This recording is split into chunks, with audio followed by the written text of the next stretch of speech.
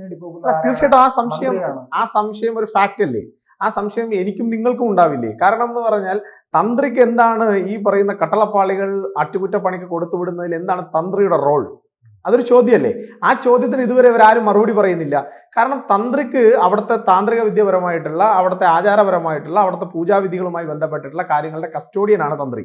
അങ്ങനെയാണ് ഞാൻ മനസ്സിലാക്കിയിരിക്കുന്നത്. എനിക്ക് എൻ്റെ അറിവനുസരിച്ചിട്ട് അത് തന്നെയാണ് അതിൻ്റെ യാഥാർത്ഥ്യവും. പക്ഷെ അവിടെ ഭരണപരമായിട്ടുള്ള കാര്യങ്ങൾ, അവിടെ എങ്ങനെ പ്രൊസീഡ് ചെയ്യണം എന്നുള്ളത് തീരുമാനിക്കുന്നത് ആരാണ്?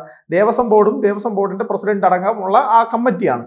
അതിനെ നിയന്ത്രിക്കുന്നത് ആരാണ്? ദേവസ്വം ബോർഡാണെങ്കിൽ ആ ദേവസ്വം ബോർഡിന്റെ കോൺസ്റ്റിറ്റ്യൂഷണലി പവർ ഉള്ളതുപോലെ തന്നെ ദേവസ്വം മന്ത്രി എന്നുള്ള നിലയിൽ അതിന്റെ ഒരു മോണിറ്ററിംഗ് പവർ ഉള്ളത് മന്ത്രിക്കാണ്, അല്ലെങ്കിൽ മുഖ്യമന്ത്രിക്കും കൗൺസിൽ ഓഫ് മിനിസ്റ്റേഴ്സിനുമാണ്. അപ്പൊ അങ്ങനെയുള്ളൊരു സ്ഥലത്ത് എങ്ങനെയാണ് തന്ത്രിയിൽ മാത്രമായി, അല്ലെങ്കിൽ ജയറാമിന്റെ ഒരു മൊഴി, ജയറാമിന്റെ വീട്ടിൽ ഒരാൾ കട്ടളപ്പാളി കൊണ്ടുവന്ന് വെച്ചിട്ട് പൂജിച്ചോട്ടെ എന്ന് ചോദിച്ചാൽ എന്റെയും നിങ്ങളുടെയും വീട്ടിലാണെങ്കിൽ നമ്മൾ എന്ത് ചെയ്യും? കൂടുതൽ വാർത്തകളും വിശേഷങ്ങളും നിങ്ങളിലേക്ക് എത്താൻ ABC മലയാളം സബ്സ്ക്രൈബ് ചെയ്യുക, ബെൽ ബട്ടണും അമർത്തുക.